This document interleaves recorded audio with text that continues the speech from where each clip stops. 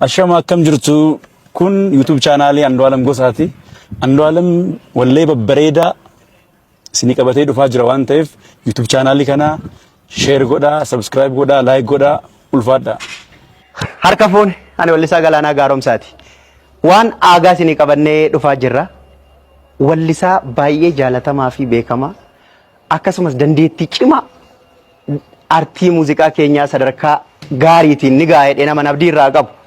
Qabsoo muuziqaa keessattis afaan keenya gita eenyuutu akka dhaga'amu nama gochuu keessatti qooda guddaa qabu. Wallisaa kiilolee jabaa fi nama baay'ee jaalladhu Andu'alam Gosaa albamii bareedaa baay'ee isin gammachiisu qabatee dhufaa jira. Abdiidhaan nu eegaa agasitti YouTube isaa subscribe nu godhan dhaamsa keenya galatooma. Weellisaan keenya Andu'alam Gosaa sirboota qeenxee garaagaraatiin beeknu amma sirboota ajaa'ibaa albama guutuudhaan xumuree isin biraan ga'uudhaaf qophii hunda xumureera. Sanaa asitti sirba tokko qeenxeedhaan viidiyoo hojjetee isin biraan ga'uudhaaf qophii hunda xumuree waan jiruuf karaa YouTube isaa Andu'alam Gosaa jedhu subscribe, share, comment gochuudhaan akkasumas share walii gochuudhaan akka artistii keenya jajjabeessinuun isinin jedha galatooma.